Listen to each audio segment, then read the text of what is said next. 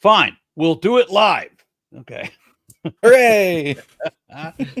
Hello, puppies and kids. A little bit of a hang up here. We can't get our producer online. A number of the holiday has kind of like thrown things amiss a little bit. So my apologies. Doing this a bit different today. Can't find Peter. Anyway. Yep. We also couldn't find Arn for a while. Yeah. Shut the fuck up. Details. Yeah, so we're gonna wing it. So yeah. So comments if will you have pull questions. up. Normally you would tag at Peter, but he's not available today. I'm going to have to assign somebody to look through the chat. I'll try to monitor the chat a bit, but it's going to be hard to do. I suppose I could do that while someone else reads, if someone else reads. Yeah, I feel like today it's going to be like if one of us finds like something really interesting that we want to address, we'll just post it and then we can read it off. We can't have it like up on stream, but we do have eyes and the ability to read, except for Ember. So we'll be set. Details. All right. So we're going to try also to get through 3 chapters today, as per Tomer's request. Yeah, because I want to dedicate Saturday to chapter 28, which is because 28 is crazy. Crazy and long. It's 68 verses. True. 69, I can remember. Nice. Yeah. All right, well then let's jump right into it then. Who's going to read to begin with? I suppose I can read. That sounds great. All Let's right. do that. Yeah, starting at 25, right? Yep. All right. Suppose 2 persons have a dispute and enter into litigation, and the judges decide between them, declaring one to be in the right and the other to be in the wrong. If the one in the wrong deserves to be flogged, the judge shall make that person lie down and be beaten in his presence with the number of lashes proportionate to the offense. 40 lashes may be given, but not more. If more... Hold on. Cat, can you shut up? He's so like, I know you guys probably can't hear him all that well, but to me he's loud. Okay, you here you are talking about your animals or talking to your animals while you're supposed to be running a show. You just don't have any professionalism at all, do you? For real. Like, for shame, man. Yeah. Yeah, I listen. I can say that only because my dogs are being quiet right now. Right, yeah, that's fair. Like that was like a lot of meowing. I don't know what the fuck he wants. What version so are you 40 reading, Lawrence? lashes may be given, but not more. Oh, right. I am reading from the SBL Study Bible. That's the one that I'm reading. Yeah, but it's the New Revised Standard, the NRSV. It's an updated one, but still. So yeah, 40 lashes may be given, but not more. If more lashes than these are given, your neighbor will be degraded in your sight. You shall not muzzle an ox while it is treading out the grain. When the brothers reside together and one of them dies and has no son, the wife of the deceased shall not be married outside the family to a stranger. Her husband's brother shall go into her, of course, taking her in marriage and performing the duty of a husband's brother to her. And the firstborn whom she bears shall succeed to the name of the deceased brother, so that his name may not be blotted out of Israel.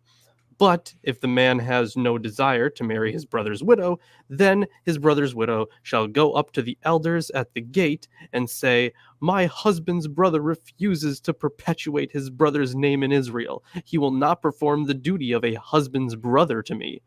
Then the elders of his town shall summon him and speak to him. If he persists, saying, "I have no desire to marry her," then his brother's wife shall go up to him in the presence of the elders, pull his sandal off his foot. Why can't I talk? Pull his sandal off his foot, spit in his face, and declare, "This is what is done to the man who does not build up his brother's house." Throughout Israel, his family shall be known as the house of whose sandal was pulled off. Did you want me to continue through the whole chapter, or maybe there's a lot to talk about? Yeah, but it's short chapter, so fair enough. Yep. finishing.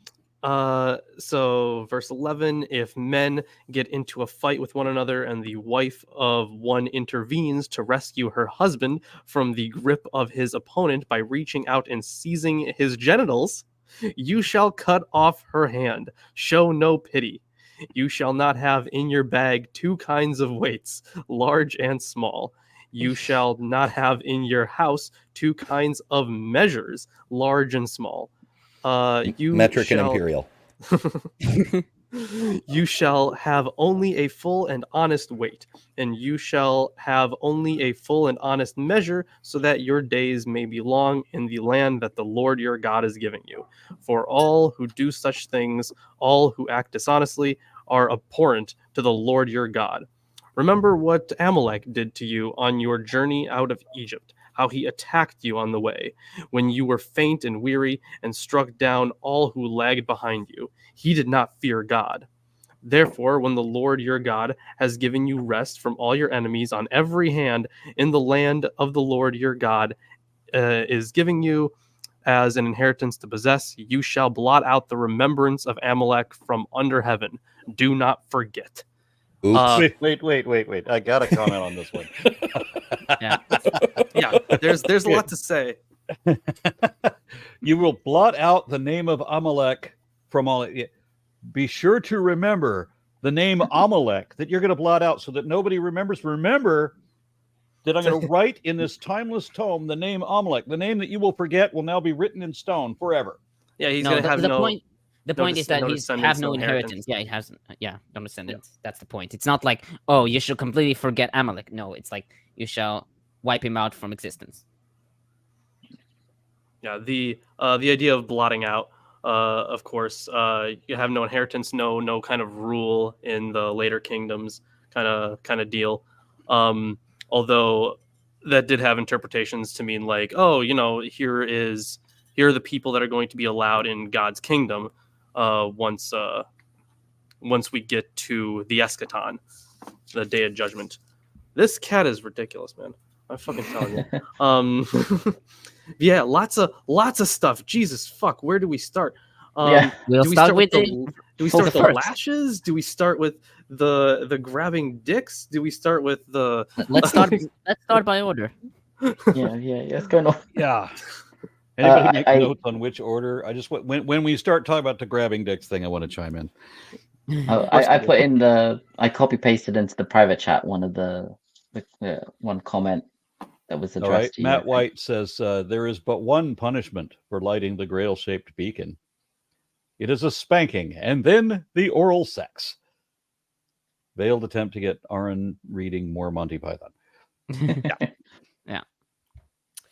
So, but I remember, because I've seen that movie a ridiculous number of times. I remember the entire line. I realize you can't write it, but I remember all of that whole scene verbatim. Anyway, moving on. Yeah. I think I should start my commentary. So, on verse 1, acquitting the innocent and condemning the guilty. The Hebrew for innocent here is tzaddik, which usually means virtuous, just, or pious man, according to BDB Dictionary. And the word used for guilty is rasha, evil, unjust man. Here, the terms are used in the judicial sense, as seen in Exodus 22, verses 8, 9, the Old Testament, 23:7, Isaiah 5:23, and Psalms 94:21.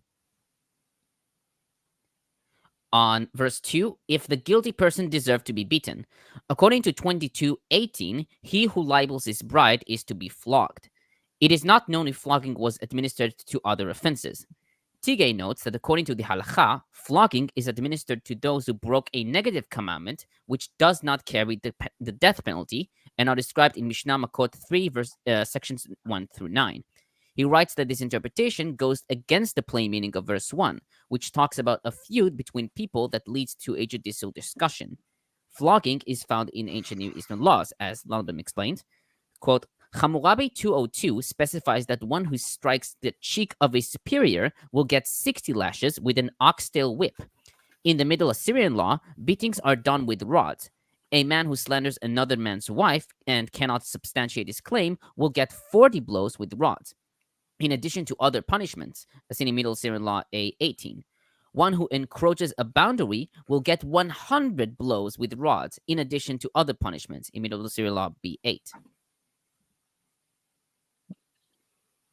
And sorry. Yeah. No, I was gonna say, I feel like someone got in trouble in school with this one, like asking the teacher, "So what if people like getting flogged? Like, what do you do then?" my. Yeah. About the judge shall make them lie down. In Hebrew, it's hipilu hashofet. Literally, the judge shall drop him. Ibn Ezra writes that the judge orders the man to lie down. Sfon reads, he will stretch him out on the post. And according to Hammurabi 202, the flogging takes place before a court.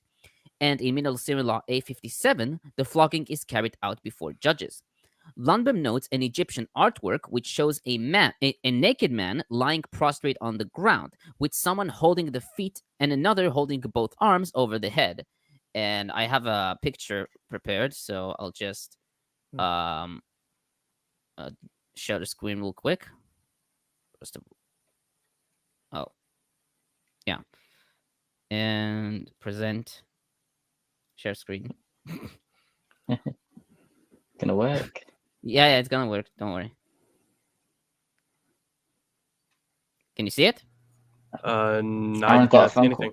Oh, it's All right, sorry. Give me. Let me add it. There we go. yeah. Ooh. So, oh, sorry. First time using like The share screen thing. no, the okay. So I hope you can see this small Yeah. this artwork. Use the zoom at the bottom left of the screen. No, I tried. It doesn't let me.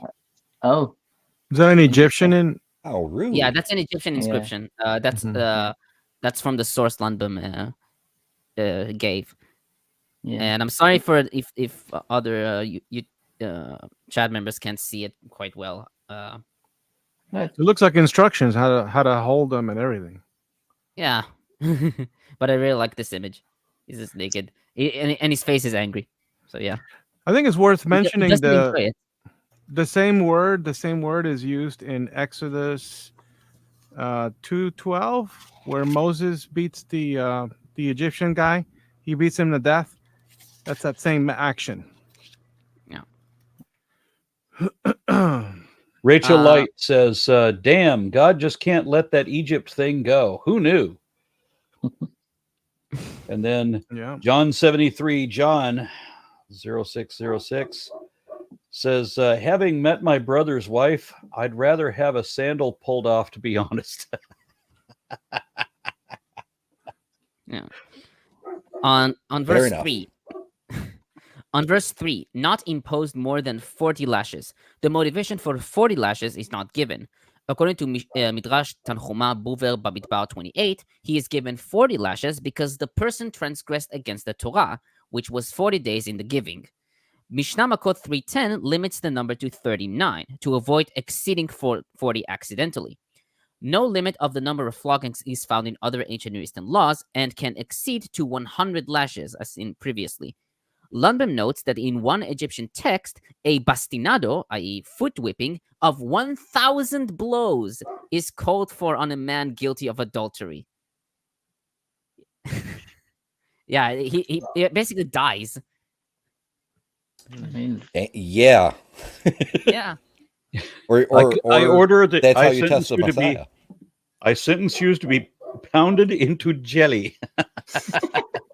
Yeah, basically. So now your fellow Israelite will be degraded in your eyes. Even Rashi is surprised by this. He is constantly described as a criminal, but after the flogging, he is called your brother. Tigay writes that since the flogging itself is degrading, the concern must be that excessive flogging would lead to something even more degrading, such as crying, begging hysterically for mercy, or by soiling himself from fright or from the severity of the beating. Mishnah Makot 3:14 decrees that if the one being flogged, quote, sullies himself whether with excrement or with urine, end quote, he is exempt from further lashes. Sounds fair. Yeah, sounds fair. But he loves you. Yeah. Good. Very good. Perfect. Okay. Yes, that was brilliant. On verse 4, why is this law placed here? Nelson comments, threshing, i.e. stamping on, may be a clever reference to flogging in verses 1 to 3 and beating olive trees in 24:20. Perhaps this was originally part of a, quote, farmer's code of conduct, end quote, mirroring the agricultural calendar.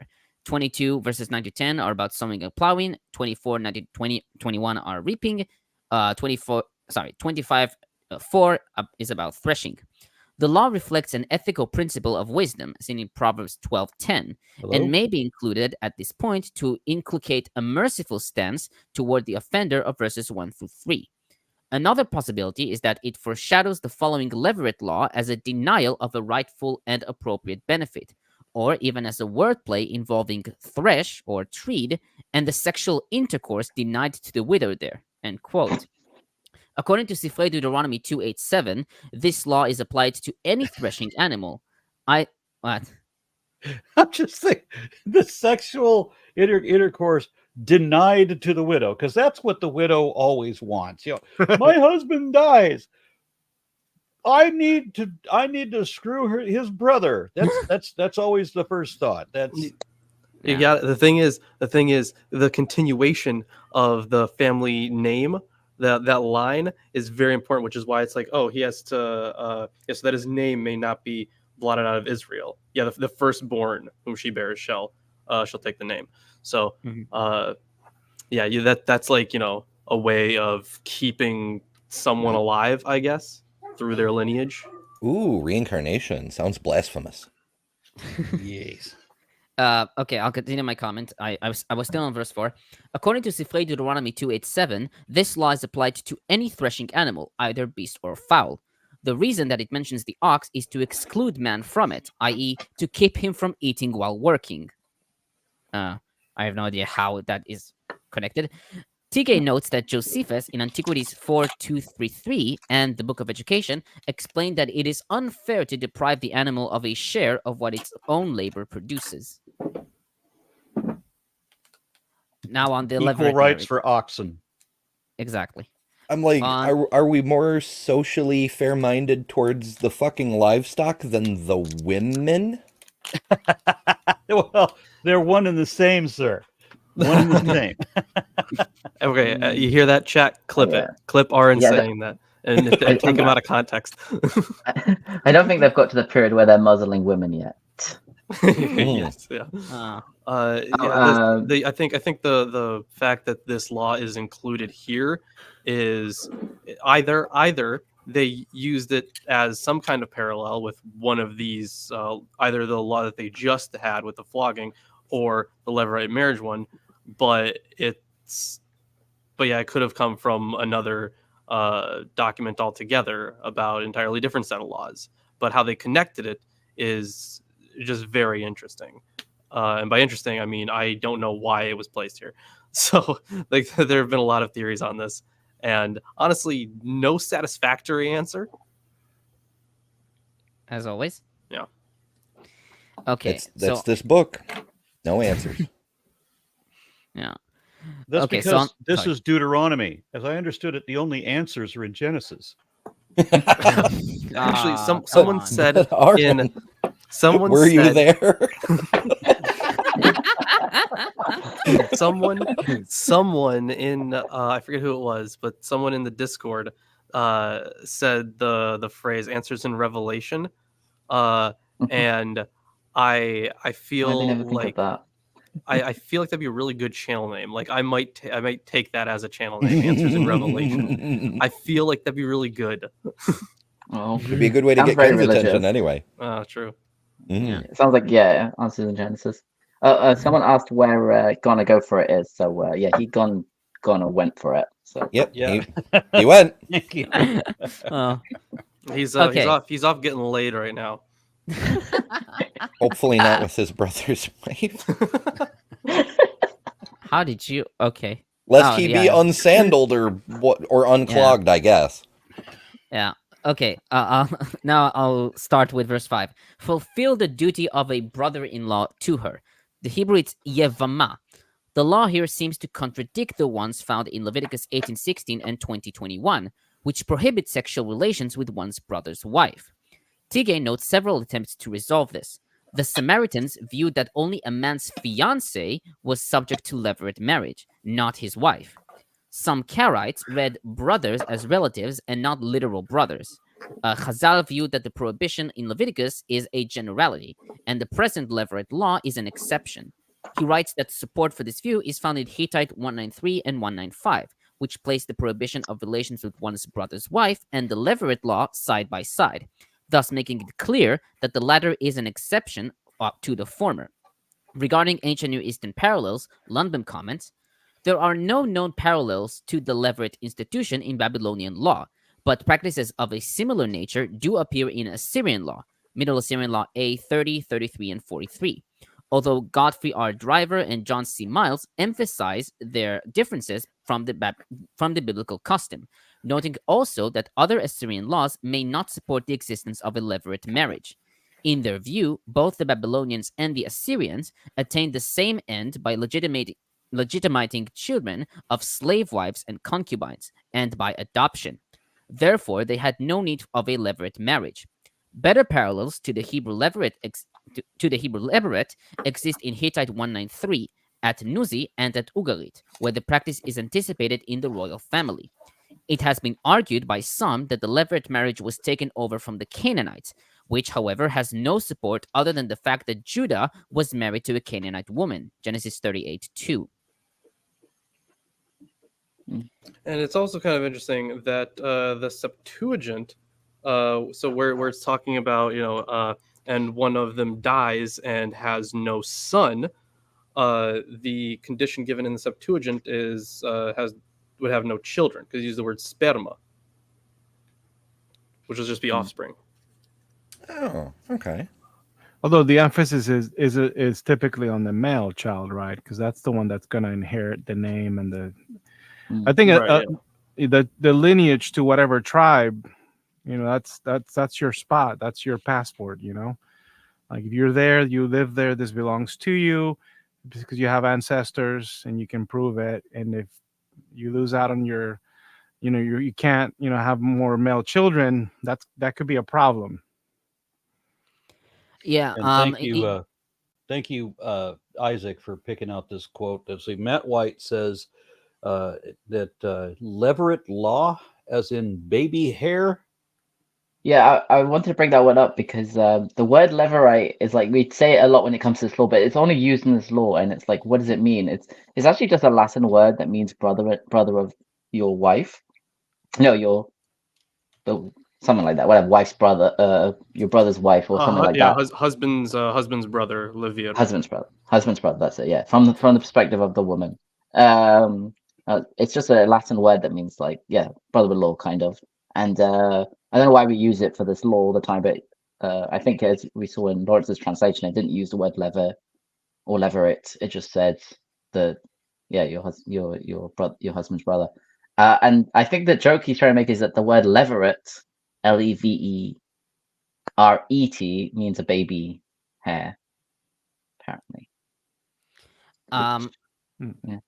I should also note about Lawrence saying that the Septuagint read child or seed, sperma.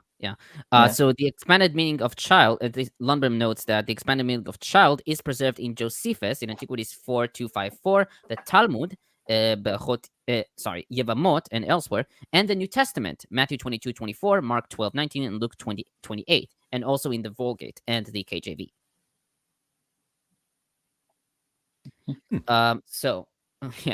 So on verse 6, shall carry on the name. The Hebrew Bible reads, shall stand on the name of his dead brother.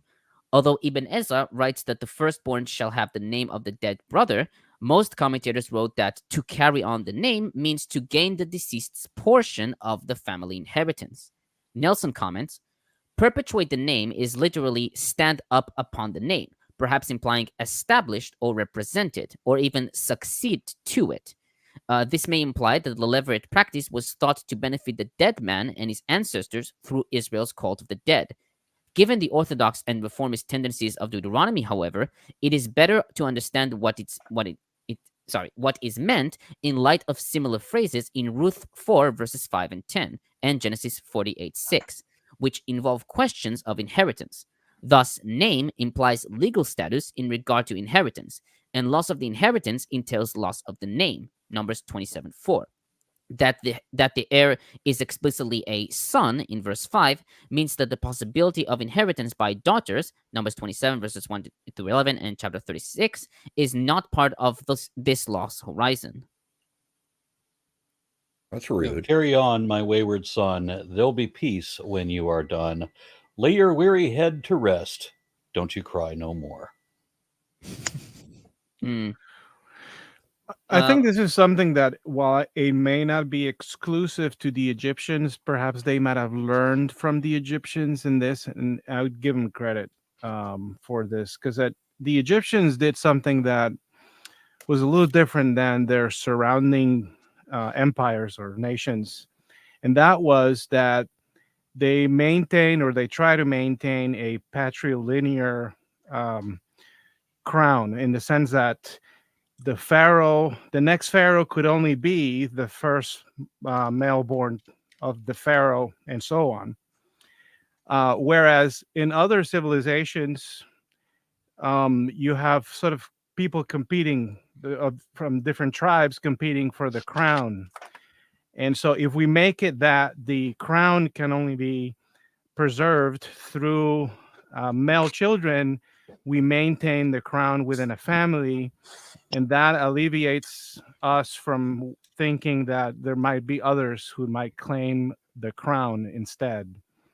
And so perhaps they're thinking, well, if we are going to make this whole system work, where we have different regions that have different geographical areas to themselves, so to speak, like the 12 tribes, that we have to make it about the family, because otherwise, how else would you decide who belongs to what? So that's sort of it was a bit of an innovation at the time, although we take it for granted after having come through the medieval period, where that's how kingdoms and inheritances, dukedoms and all that crap work. But there was some advantage to that, in that it helped head off constant civil wars. Every time, a high chief or other monarch died, all the clan chiefs would fight each other for who got to be the next king. If you had a clear line of inheritance, then less war. Hopefully. Right. Okay, so on verse 7, if a man does not want to marry his brother's wife, Lundbom comments, in Genesis 38, the levirate duty is compulsory, even though Onan managed to avoid it. But here, the brother-in-law can refuse it. He is still under obligation to marry his brother's widow and raise up a son, but cannot be forced to do it. The most likely reason for his refusal will be that a son born for his deceased brother would gain the brother's share of the family estate, whereas by not begetting a son, the share of the estate belonged to the deceased. The estate belonging to the deceased will be added to his share, and after his death, his own son will inherit everything. The brother's widow will also be left without anything. This law, then, besides preserving the deceased brother's share of the inheritance, is looking out for the welfare of the widow, whose financial status is now in desperate straits after her husband's death. Yeah. On verse 9, take off one of his sandals. Oh, you want to sound, Isaac? Yeah, it's just there's a comment. Oh, okay. It's related. Okay. Theophilus Sogoramo. I'm sorry. All right, I'll just give up. So are children born considered to be the children of the deceased, or just have a claim to his inheritance because they're born from his brother and a widow? My understanding was that it was going to be the latter, because of what Tomir just said, that if you raise up a son by your brother's widow, then suddenly that son supersedes your own son's inheritance. But they're both your sons, so what the hell? I'm not getting it. So kind of both, honestly. Yeah, it's like, I think it's like a like officially he's the son of the older brother, and therefore he gets the inheritance. But yeah. So on verse, oh, of course. I'm just seeing Lawrence's camera. Yeah, Oh, yeah. He's been Okay. trying to like eat this book for a while. Hmm. Too adorable. Go ahead. Okay, so on verse 9, take off one of his sandals. The motivation regarding this is disputed. Lundbom writes that the act is invasive and humiliating, as seen in 2 Samuel 15:30 and Isaiah 22. Rashbam, based on Ruth 4:7-8, writes that this is done to acquire the inheritance of the deceased brother.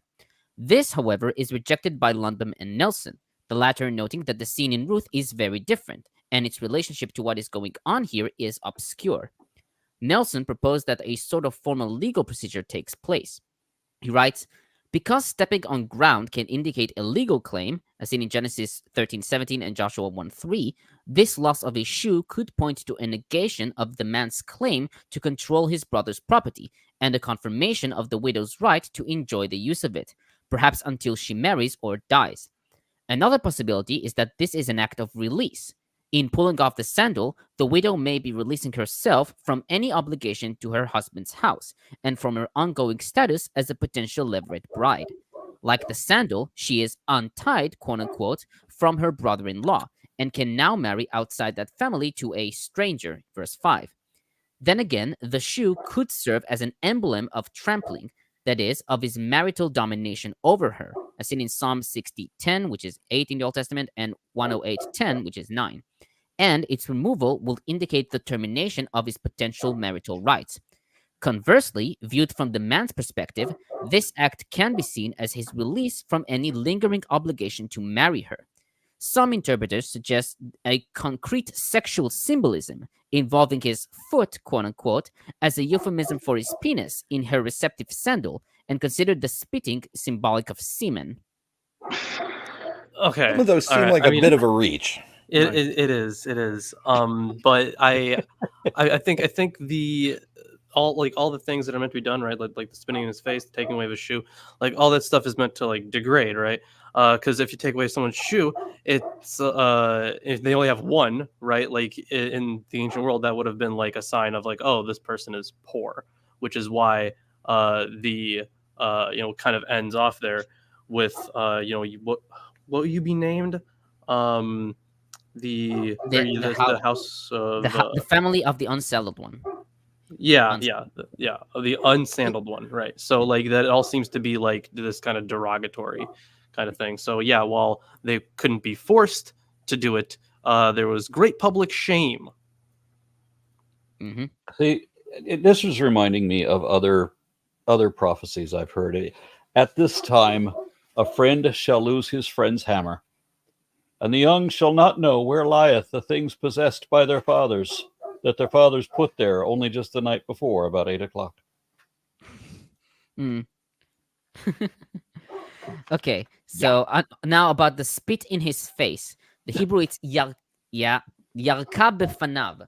The word panav is rendered as his face by the Septuagint, Vulgate, Peshitta, and Josephus in Antiquities 4:256. Others, like Targums, Sadi Gaon, Maimonides, and Rashi, wrote that this refers to spitting on the ground in his presence, reading lefanav. Modern commentators agree with the former rendition, with Tigay writing that the purpose of this act is to humiliate the levir for refusing to perform a duty that is important for his dead brother, and therefore spitting in the face seems more appropriate. I think they downgraded it from in the face to on the ground in front of them because it was like too much. Yeah. On verse 10, the family of the unsandaled. The Hebrew it's Bet Chalutz Hanal, which literally means house of the one whose sandal was pulled off. Rashi comments, it is a mitzvah incumbent on all those standing there to proclaim the one whose sandal was pulled off, end quote. Daube, in the words of Lundbom, writes, his own name may live on, but it will perpetuate his infamy. Yeah, so I just want to say, like, so nowadays, religious Jewish people still practice this idea. So no one really does the actual levirate marriage anymore. Like, it's almost like unheard of for it to happen. And so almost every time that someone does die without having any children, they'll do this ceremony where the widow loosens an actual sandal, because the Bible says sandal. They can't be using modern footwear, so they actually have like this special sandal that they use for the chalitza, the loosening of the sandal. And she loosens the sandal. She spits on the ground, and everyone says, blah blah blah, whatever it was. The family of the unsandaled one, whatever. Those shall be done to the man who will not build up his brother's house, and he shall go in Israel by the name of the family of the unsandaled one. And then that's it. That's the ceremony. And then it's like, and then she goes and, so like no one really does levirate marriage. And I think I don't know how long ago it was kind of like decided that we're not going to do this anymore. Interesting. Probably about the time somebody says, I went to barbecues with her. She was my brother's wife. She's like my sister. Why would you be forcing me under an obligation, you say, that I have to have children with my brother's wife, who is technically my sister? Well, you gotta give her kids. That's just a manly duty there, Aaron. Yeah, and during that period of mourning, the one thing she wants more than anything else is to have sex with her husband's brother. I mean, in those sort of cultures, like the men and women who are not married to each other don't like become that close, even if they're brothers and sister-in-laws. But Matt White says spitting on the table is a gift of the tribe's precious water. Oh, sorry, that's Dune. Still a more logical story. Yeah. Now, on verse 11, on his private parts, the Hebrew it's bim vusav, which is a hapax. The word is derived from the root bet vav shin, to shame, and thus the place of its shame, as rendered by Targums and Sa'ad Gaon, or shameful parts by the Vulgate, and refers to the man's genitals, according to Septuagint and Ibn Ezra. Then the Samaritan text read, in his flesh. Right? Maybe it refers to like the penis. So, yeah. On verse 12, Meir Malul notes that this is the only law in the Bible which produces a measure for measure punishment, ignoring the an eye for an eye, tooth for tooth laws. This is also the only law which prescribes mutilation of a body part. Halachic sources understood cutting off the hand as a fine equal to the value of her hand. And Lundbom comments, this law has parallels in the Assyrian law, Middle Assyrian Law A 7-8, where maiming and mutilation are common punishments.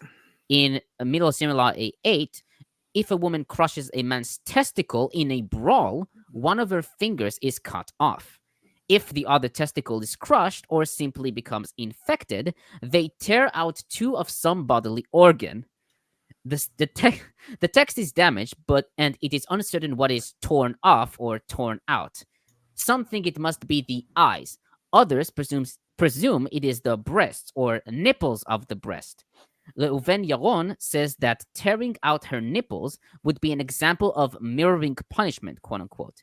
This would be true also of severed breasts. Compare the punishment of the deceitful wet nurse in Hammurabi 194, who has her breasts cut off. In the Assyrian code, the law immediately preceding, MAL A7, states that if a woman has simply laid hands on a man, perhaps an immodest grasping of his genitals but not harming them, she is punished by a fine and a beating.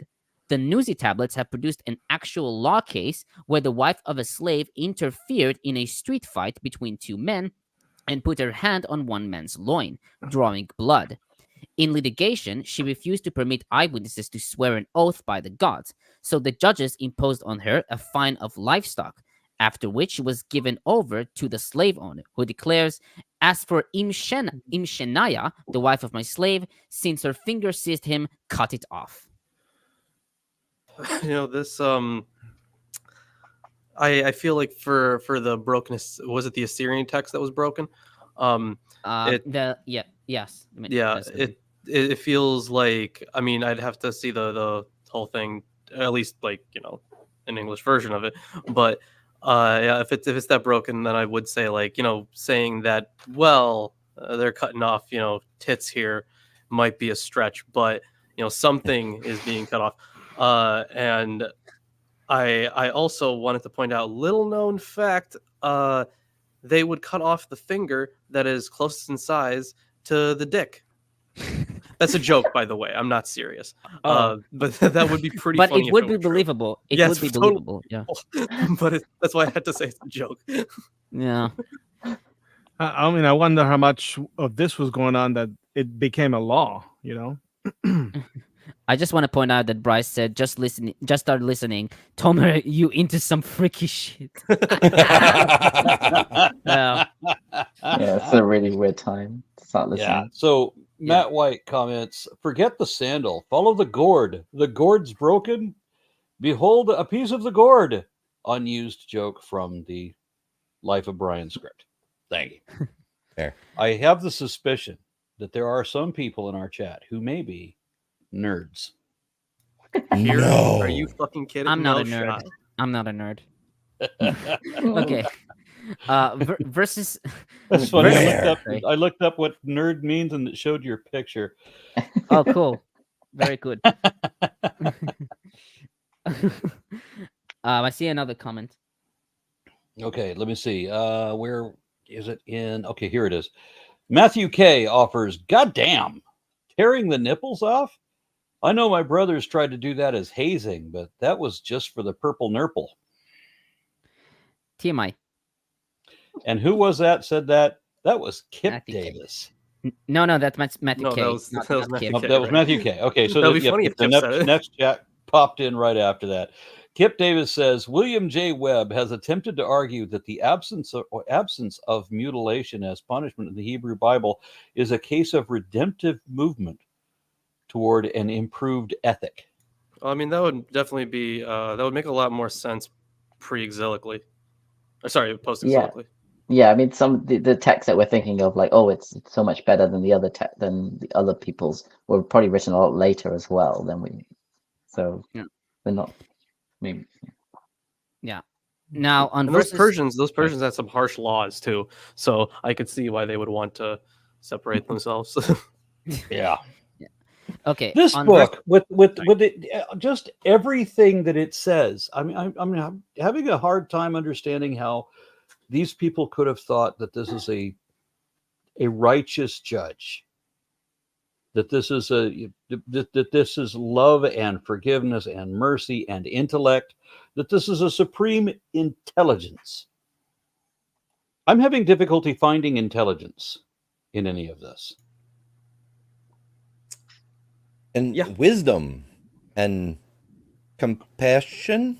Yeah, like aside from like a few texts that are just like basic like moral things, like we're gonna get into like, you know, once we get to like Proverbs and stuff, there's gonna be some stuff that we agree with, because a lot of it's just like, you know, stuff you learn from life. But yeah, Don't eat roadkill. But the thing is, like, there's nothing like, you know, amazingly special aside from this is like a glimpse into the, I guess, the ideological history of one culture. Yeah, with precious little resemblance to every other culture. Yeah, that's important. Matt White adds again, cutting the breast in Greek Amazon, as in Hercules versus the Amazons, breast interfering with bowstring, possible fake etymology. Possibly fake. Certainly. Okay.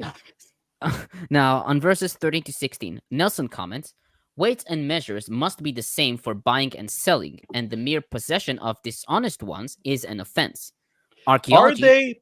Are they Yes. talking about mixing metric with imperial standard? Is that the kind of thing for these mixed No. weights that we talk about? No. Please listen, Aaron. I was gonna say what it was, but Tommy says. Yeah. Go for it. Archaeology shows that weights and measures were uneven and established by custom rather than government decree. Weights were kept in a pouch, as seen in Micah 6:11 and Proverbs 16:11. Weighing out payment was a feature of the money economy that was encroaching on Israel's traditional modes of commerce. So it is not surprising that kis, weight pouch, is a loan word, or that the prophets would condemn the potential for dishonesty in the procedure. as seen in Hosea 12:8, 7 in the Old Testament, Amos 8:5, and Micah 6:11. The heavier weight would be used to weigh the silver received when selling, and the lighter one to weigh what one would pay out when buying. The ephah volume measure would be the corresponding means of fraud in selling and buying grain. Yeah. You have two different weights, one for selling, one for buying, so that you always get the better deal. And Yeah. Yep. Capitalism, And I guess even in the I'm ancient world. and a measure would just be the same thing, but for, I guess, volume. Now, on verse 16, Nelson notes that this verse doesn't attach to the positive admonitions of verse 15, but rather to the apodictic negatives of verses 13 to 14. He writes that this suggests that verse 15 is a later addition, and the second part of verse 16 was added to restore the clarity. He also notes that in proverbial wisdom, unfair weights are to'eva, i.e. repugnant to Yahweh, seen in Proverbs 11:1, 16:11, 20:11, and 23, because regulating them was something beyond the capacity of human authority. Really? Yeah. So, so on verses 17 to 19, Nelson comments, this call for permanent enmity against Amalek moves beyond the realm of community law to an apparently unconnected topic. These verses are often taken to be a later addition. Nevertheless, from a structural perspective, this passage functions as a bracket along with 23 verses 5 to 7, which in the Old Testament is 3 to 6, to enclose the various laws of chapters 23 to 25. Moreover, verse 19 repeats the theme and vocabulary of 12, 9 through 10, concerning what Israel is to do when it experiences, quote, rest from all the enemies that surround you, end quote. This repetition can be understood as forming a frame around the entire body of cultic and social laws in chapters 12 to 25. On verse 18, all who were lagged behind, the Hebrew is kol ha-necheshalim. The word necheshalim is a hapax. From the context of the verse, commentators and translators understood that this refers to the sick and the weak, who couldn't catch up with others, and so are easy prey. And Rashi renders, enfeebled because of their sins, as the cloud ejected them. Rude. Right, because of that whole. Remember, I told you about that whole tradition of like the clouds wrapped around them and like made it like the old people didn't have to walk and the grounds were smoothed and all these miracles. So if you were outside the clouds, that must mean that you must have sinned at some point to have been rejected, and therefore be susceptible to attacks. Yeah. And finally, they had no fear of God. Tigay comments, fear of God refers to the fear of divine punishment for killing innocent people. The Amalekites are not expected to fear the Lord, whom they do not recognize, and that is why the term used here is fear of God, meaning fear of the divine.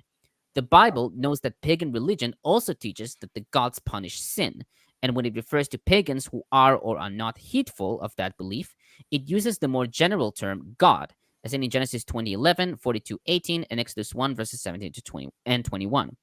The point is that the Amalekites lacked the basic principles of morality common to all religions. Of course. Classic polemics. And that's my final commentary. Yeah, somebody made a comment that capitalism is not the problem, people are. Isn't it surprising how remarkably similar that argument is to the gun one? You know, guns are not the problem, people are.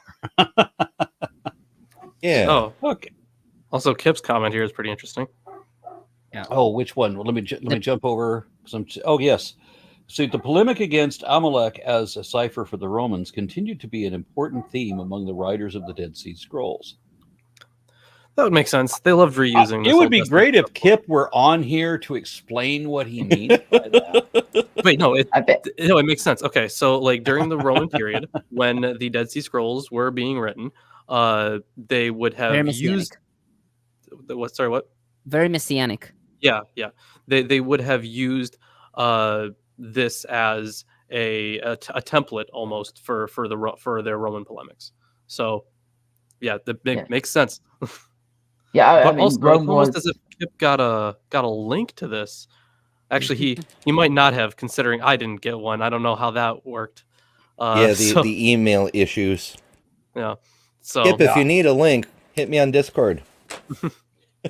Yeah, and then so Yeah. Matt White adds, these Amalekites had been around since before Exodus. Are they not those who sold Joseph into Egyptian slavery? No, the brothers No, sold no. him.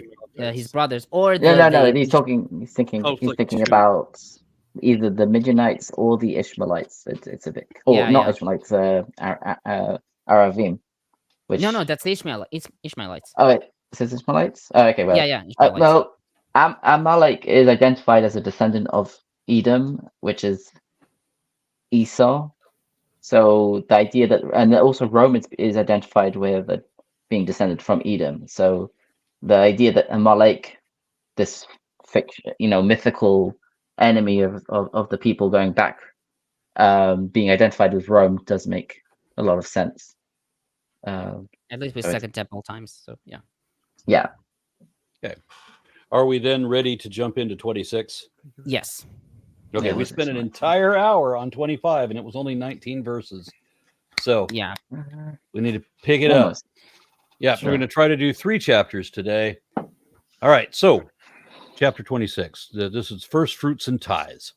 When you have entered into the land the Lord your God is giving you as an inheritance, and you have taken possession of it and settled in it, take some of the first fruits of all that you produce from the soil of the land the Lord your God is giving you, and put them in a basket. Then go to the place the Lord your God is the place the Lord your God will choose as a dwelling for his name. And say to the priest in office at the time, I declare today to the Lord your God that I have come to the land that the Lord swore to our ancestors to give us. The priest shall give to the basket from your hands and set it down in front of the altar of the Lord your God. Then they'll say thank you very much and kick you out the door and eat it. Then you shall declare before the Lord your God, my father was a wandering Aramean, and he went down to Egypt with a few people and lived there and became a great nation, powerful and numerous. But the Egyptians mistreated us and made us suffer, subjecting us to harsh labor. Then we cried to the Lord, the God of our ancestors, and the Lord heard our voice and saw our misery, toil, and oppression. So the Lord brought us out of Egypt with a mighty hand and an outstretched arm, with great terror and with signs and wonders. He brought us to this place and gave us this land, a land flowing with milk and honey. And now I bring the first fruits of the soil that you, Lord, have given me. Place the basket before the Lord your God and bow down before him. Even though you can't see him, just pretend he's there. You can see him. Then you and the Levites and the foreigners residing among you shall rejoice, yay, in all the good things that you and your Lord has given you and your household. When you have finished setting aside a tenth of all you produce in the 3rd year of the tithe, you shall give it to the Levite, the foreigner, and the fatherless, and the widow, so that they may eat in your towns and be satisfied.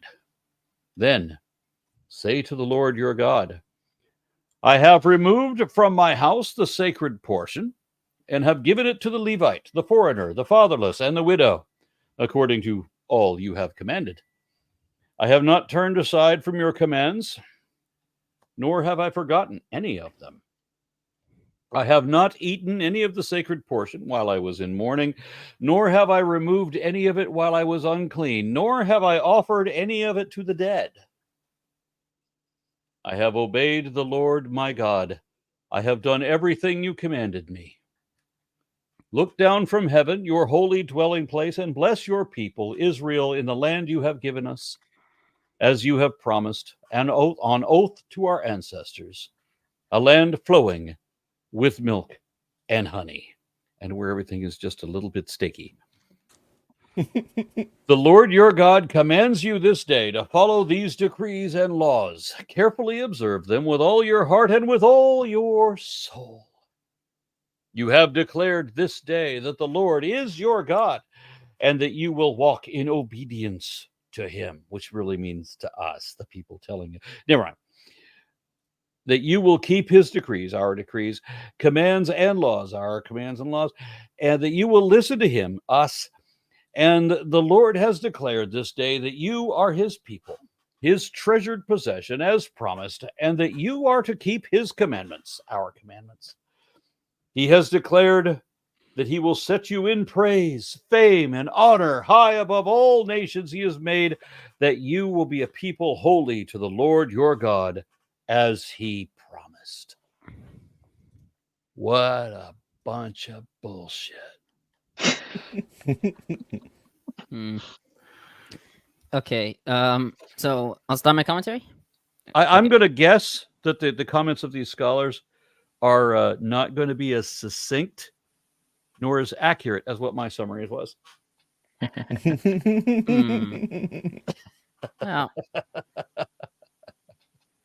okay, so on verse 2, some of the first fruits of all that you produce. According to Mishnah Bikurim 1, sections 3 and 10, the first fruits given are the 7 first fruits described in 8:8. Since not all of these will be ready for the Feast of Weeks, Chazal decreed that the first fruits can be offered between the Feast of Weeks and the Feast of Booths. The amount of first fruits given is unspecified. Sifrei Deuteronomy 2:9-7 decrees even one cluster, even one fig, i.e., there's no minimum requirement. Maimonides in Mishneh Torah First Fruits 2:17 writes that one should give 1/60th of the crop. On the word, I'm guessing that's a maximum. Perhaps. So on the word basket, the Hebrew it's tene. The word is also found in verse 4 and 28, verses 5 and 17. Lundbom writes that the word probably derives from Egyptian, meaning a basket for fruit, grain, and the like. According to BDB Dictionary, teni is in late Hebrew is a large metal vessel. Philo in Special Laws 2:215 calls the entire ceremony the basket. The Septuagint reads kartalon, a basket with a pointed bottom. Very practical. Yes. On verse 3, I declare today to the Lord your God. Lundbom comments, standing before the priest with first fruits in hand, the worshipper begins his recitation by stating that he, today, is the beneficiary of Yahweh's promise to Israel's fathers to give them land. The worshipper is addressing the priest, to Yahweh your God. The Septuagint, however, makes the declaration more personal, to the Lord my God. The Masoretic text reading could be due to a dictography of the chaf, or else the volage of Septuagint could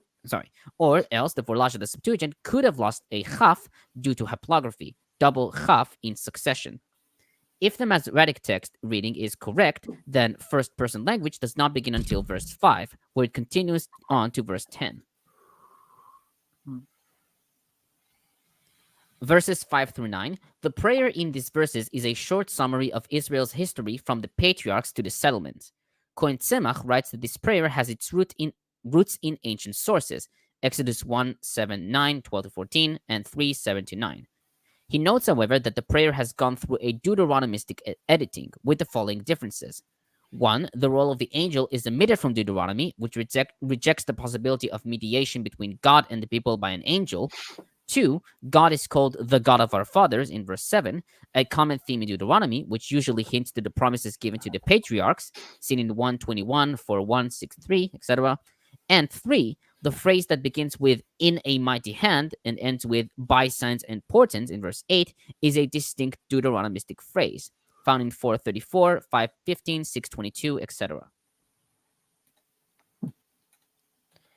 On verse 5, my father was a wandering Aramean. The Hebrew it's Arami Oved Avi. The precise meaning of this phrase is uncertain. As Tigay explains, my father could refer to Jacob, who went down to Egypt, or it could be collective, referring to Jacob's entire family that went with him. It could even refer to all the ancestors, Abraham and Isaac, as well as Jacob and his sons. Aramean probably refers to the fact that the ancestors of Israel came from the region known as Aram alongside the river, i.e. Aram Naharaim, and Padan Aram, found in Genesis 24:4 and 10, and 25:20. The word rendered fugitive, avad, could refer to the danger. The word rendered fugitive, avad, usually means perish or stray. If it means perishing here, the phrase could refer to the danger posed by the famine that forced Jacob and his family to migrate to Egypt. If it means straying, it would refer to the unsettled migratory life of Jacob or all of the patriarchs, or to their expatriate status.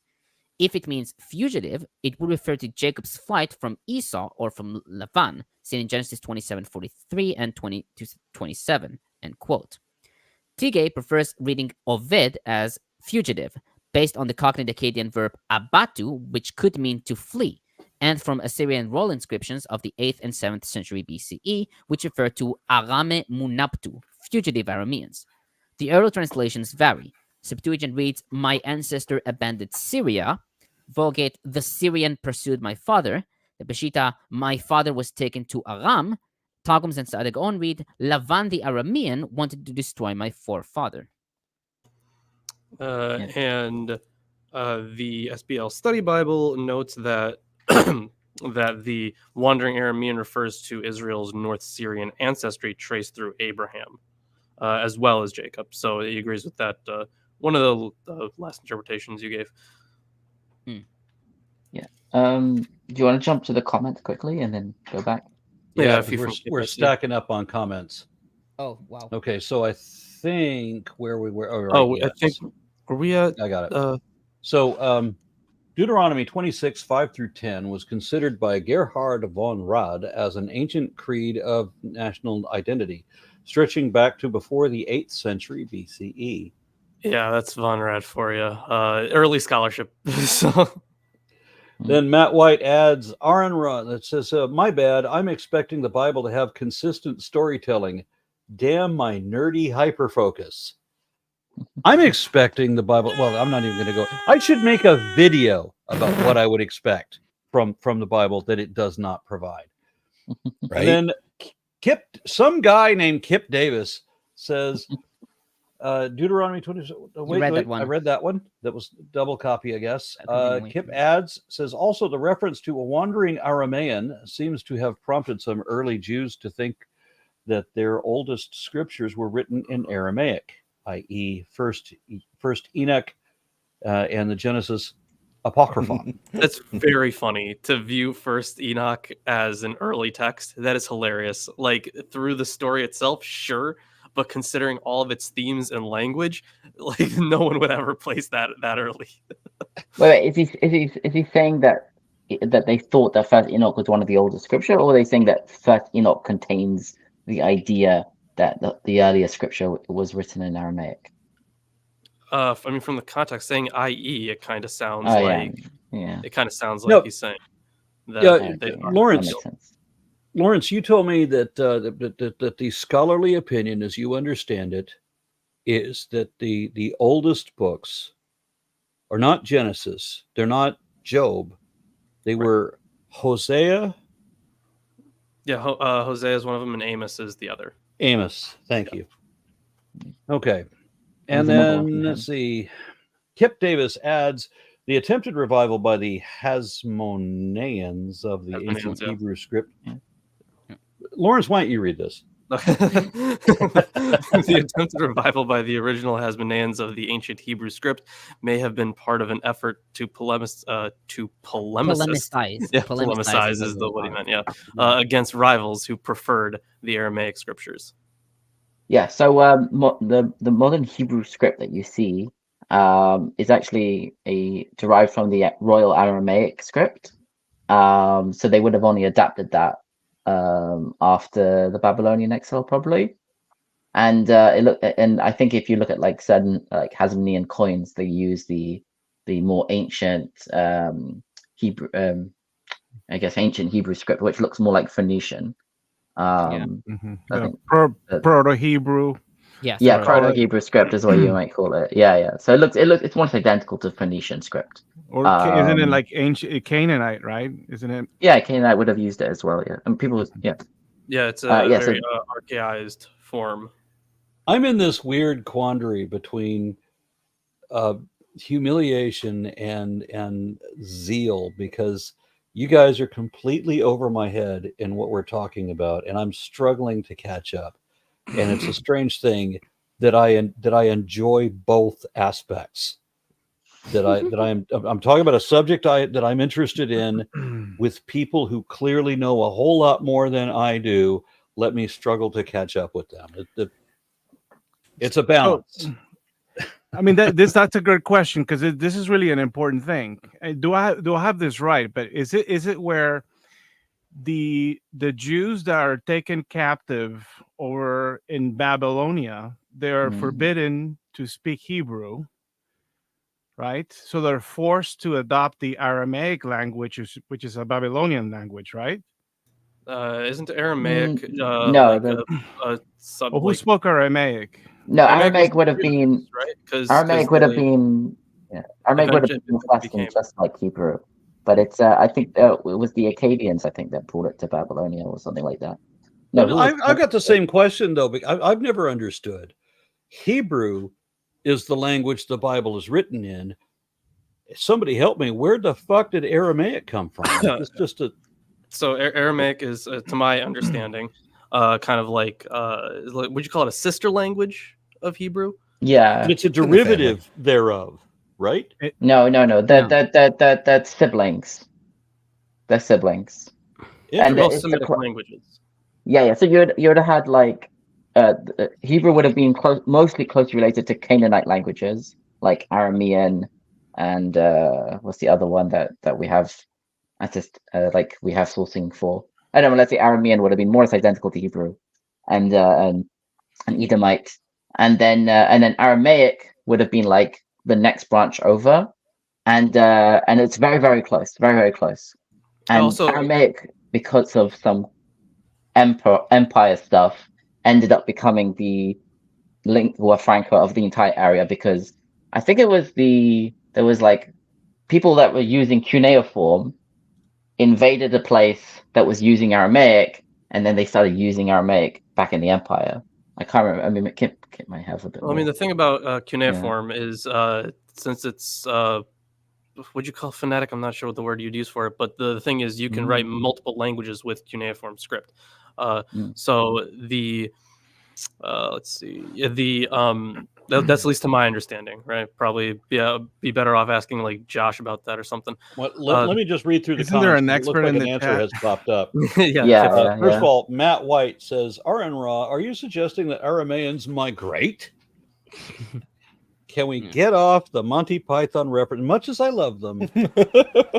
Nerd. It's the theme of the day. And then Kip Davis adds something that may be relevant. Says, Hasmonean Hebrew script is a bastardization of the ancient script. Yeah. Okay. So they were trying to revive an old script that no one was using, and I guess they bastardized it. Yeah. What is the oldest language still spoken? Is it Hebrew or is it Sanskrit or Sanskrit's a written language? What? No. The thing is, I'm sure there are other languages that are older. I was going to say Hindi. Yeah, I don't know what the language that you would say for it. Tamil. Okay, yeah, which is a kind of it's just I don't know if it's closely related to Hindu. I think it's definitely spoken in That's India. from Sri Lanka, no. right? It's not. Yeah. They also speak it predominantly in India. I know it's one of the major languages. Well, I mean, according to the consensus, I think the Hindi is a Indo-European language. So I see. Okay. It's more closely related to English than it is to Tamil, which is Dravidian. Yeah. No, but well, I'm seeing some conflicting sources. Maybe it is Hebrew. Yeah. I can't understand. I mean, Arabic, the Hebrew Arabic script could be one of the oldest scripts in use. Once you get to and then Kip Davis, who frankly should be on the show if he's not taking his kids out someplace, says Kip Davis says there are scriptures written in Hebrew script found in the Dead Sea Scrolls, but these all stem from the later bastardized form of Hebrew revived by the Hasmonean. So if I'm understanding this correctly, Aramean or Aramaic is an offshoot of Hebrew. It's like something akin to a dialect, is it? No. Aramaic is a sister language to Hebrew, like it's like or a cousin. It's very similar, very closely related. It's not like Aramaic and Hebrew arose Semitic. independently from a common ancestor. I mean, Aramaic came from Hindu. I mean, assuming Hindu. What am I saying? No. They didn't come from if I think the Aramaic and Hebrew would have been their ancestor would have been Proto Northwestern Semitic, something like that. And so they're very closely related.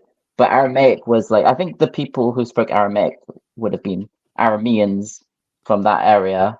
Oh wait, I didn't mention the Arameans before. Maybe it is considered a Canaanite language as well, but whatever. Okay, so Kip throws in another comment. I'm sorry, Yeah. I just started speaking right over Isaac. Okay. I apologize. It's okay. I'm good. Yep, Davis says modern Hebrew is only about 150 years old. That's a confusing statement. We needed clarity here. Okay, just Yeah, so we're all clear, languages change over time, Yeah. all the time. Yeah. All right. Yeah, Hebrew Yeah, Hebrew was considered a dead language up until like 19th century, 20th century, when Eliezer ben Yehuda started to really ramp up Hebrew as like a spoken language and advocation for Hebrew by both Jewish scholars and the Zionist movement, and because of that, like we have Hebrew now as a spoken language. Previously, Hebrew was considered like the holy language, and they mostly Jews mostly spoke like other languages such as Yiddish, Ladino, whatever language, whatever like Hebrew was influenced from the land that they were in. But yeah, I mean although I speak modern, although I speak Hebrew, the Hebrew in the Bible is very different from modern Hebrew in the sense that if you talk to a modern person in Hebrew, an Israeli with Hebrew, with biblical Hebrew, he'll understand it, but it'll sound odd. That's the same way that like if because if you're talking to an Arabic in Quranic Arabic, like they'll get it, but they have this joke amongst themselves where like whenever something is read from the Quran, they like say something along the lines of like, oh, so the prophet saith, or some shit like that, right? So if someone is speaking in Quranic Arabic, especially like kids now, this is according to one of my Arabic friends, that since television in that part of the world is produced in Quranic Arabic, kids are growing up speaking Quranic Arabic. So then when they do, their Arab parents or whatever are like, so saith the prophet, because it's in Quranic That's Arabic. interesting. I mean, I do know a lot of Arabic television, popular televisions and movies are from Egypt, so the Egyptian dialect has to be known by everyone. I think we should go back to the text. Just Okay, let me run through some comments here. We'll run the comments. Selena Girl 69 says, Aaron, were you ever a member of the Center for Inquiry? Well, I don't know what membership entails. I have been to CFI events. I've spoken for them a couple of times, but I don't know what membership means. So that's my quick answer to that. And then scrolling through, another one tagged me and said, Matt White again says, why not tell all your friends about Jesus? And the answer is because I want to keep them. Very good. And then just running through to make sure that I've caught up on the comments. This is a little bit tough for me to do because I don't have Peter running through these and finding them for me. All right. So, and Matthew K says, just Googled it, and Tamil is 5,000 years old, the oldest currently spoken language. And I got a question. I mean, as far as if I remember hearing something as a kid that Hebrew was a dead language, and then they started already spoken. We talked about this already. That. No. I know that. I'm commenting on. You reminded me of a thing, so I'm going to comment on the thing you said. Okay. Go on. That means I acknowledge that you said that. We have time. Okay, go on. You're making me nervous, Aaron. I just have to wonder. It's like, just imagine that the Pope says one day that, hey, we're all going to start speaking Latin now, as he's addressing the 10,000 people in the square in Rome. And so now all the Italians have to suddenly start speaking Latin. I'm wondering, how did that happen? So, I mean, I'm guessing it's a similar thing to what happened in Ireland, right? Because like after the British were all like, hey, you can't speak Irish anymore. It was still like extant, but like you couldn't like really do it publicly. So not even that long ago, once they gained their freedom from Britain, they were like, hey, let's start like teaching Gaelic, and let's have everyone like speak Gaelic or have take Gaelic classes up until like college or something like that. So so I'm guessing it's kind of the same thing happened. Yeah, There are a as few. I said. Yeah, there are a few. Kip Davis different throws languages. in 2 more comments. Says, sorry, this is a better analogy. Hebrew is to Aramaic as Danish is to Swedish, or Swedish to Norwegian. Yeah, I can't understand Aramaic. Okay. I mean, Swedish and Norwegian is continuously. What's the words? People that live on the border will understand the other language better than they'll understand people from their own country that live further away. I don't know what the word is. Almost like a ring species. So I think that may be a bit too close. Oh, hey, and Kip Interesting. also said that he said, I wouldn't say forbidden. Yes, the exiles picked up Aramaic from Babylon and converted their Hebrew texts into an Aramaic script where all of them survive. Okay, All of them can we survive. That's really can interesting. we go back to the Yeah. text? Yeah, we don't have that much time. Or Yes. or Are you done with your commentary? No, I'm not. Nope. He's been So- waiting. Yeah. So on verse 9, to this place, Tigay and Lundbom wrote that this refers to the promised land, as seen in Exodus 23:20, Numbers 10:29, and 1 Samuel 12:8. Sifrei Deuteronomy 3:01 and Rashi wrote that this refers to the temple. Tigay, however, writes that this interpretation does not fit with the chronological ordering of the writing, since this place precedes and gave us this land. On verse 10, place the basket before the Lord. Hebrew for to place is heniach. According to verse 4, the priest takes the basket from the hands of the offerer and sets it down in front of the altar. The Septuagint reads, leave them. Tigay writes that while this is linguistically acceptable, since leave is in another sense of heniach, he notes Hoffman's opinion that this translation makes the prescription superfluous. Tigay gives another possibility, that the verb originally meant the same thing in both verses, and are indeed inconsistent, because verses 3-4 and 5-10 are alternative versions of the ceremony, both of Deuteronomy accepts. Nelson writes that although this may be evidence of a merger of 2 forms of the ceremony in the growth of the text, the present form may be understood as a similar action performed twice. I got to throw in that Kip Davis says, poor Tomer. I'm sorry. Yeah, that's fine. That's perfectly fine. And then somebody named Connor Spears says, the Bible also talks about the fact that the earth is round. If you guys consider yourself open-minded, please look up 10 of the top scientific facts in the Bible on YouTube. Please watch it, okay? Yeah. Peter is finally here. Oh, Peter appears. Yeah. Okay, so before Connor Spears, before we the Bible welcome- talks about what they believed at the time, that the earth was a flat disc covered by a dome called the firmament. It's explicit about this in many descriptions. It has windows in it that let the rain in because they thought that outer space was full of water, and that the sun and the moon and the stars, and that the stars are something different than the sun, and they're all contained within the firmament. The Bible's pretty explicit about this, this was a common belief throughout Asia. So no. Yeah, I actually I should the thing is, so I'm trying to prepare 2 things right now. I'm back to working on the biblical cosmology video, and I am also trying to get a presentation made for when we start the Deuteronomistic history, because that is a big interest of mine. So I'm going to be coming out with a video on the actual model, the actual biblical model of the earth and the universe itself.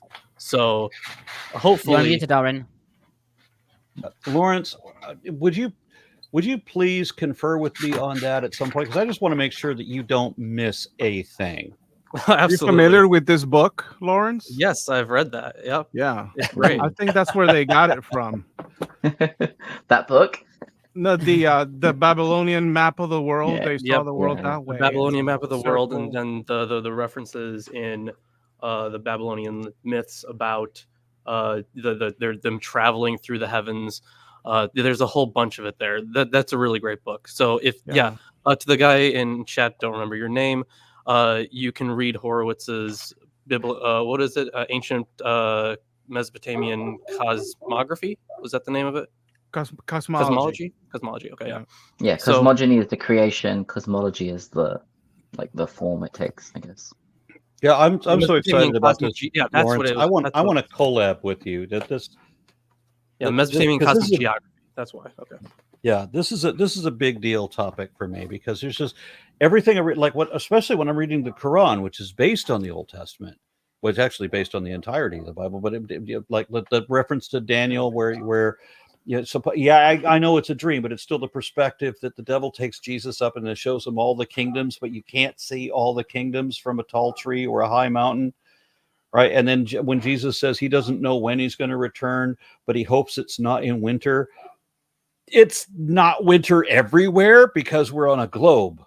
Right. So, we need to make sure that we don't miss anything. Yeah, absolutely. Once I get I have most of the research done for it, but I have to hop back into it. So also By the way- welcome And back, then Peter. Kip Davis, Yeah. Yeah, Kip Davis I- mentions again to Wait. Connor Spears. This is I don't need to watch the video. Thanks.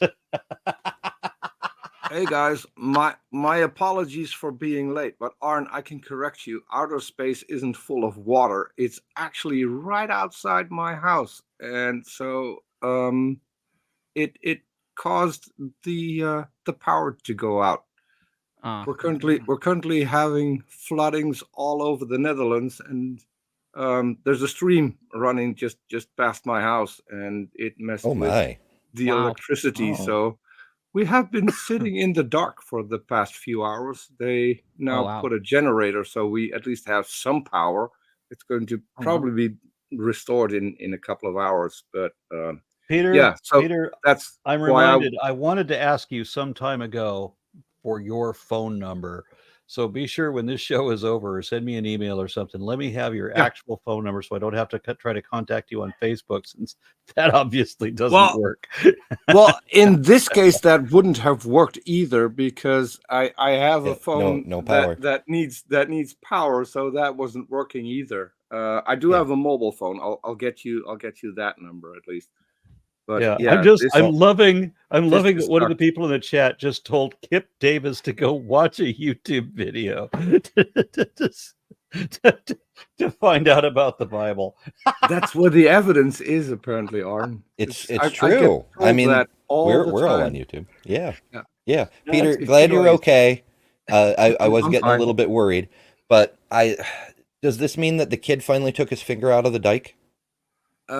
So see, that's a problem because that particular kid wasn't Dutch. He's American. The Oh. entire story is American. There's no Dutch roots in the little what was his name? Brinker? I forgot his first name. But I can't that remember entire the kid's story name Sorry. either. is American. I'm sorry to be ejecting because we plan to do 3 chapters and I still have commentary. So Oh damn! And now I Well, can't switch you- to the meme.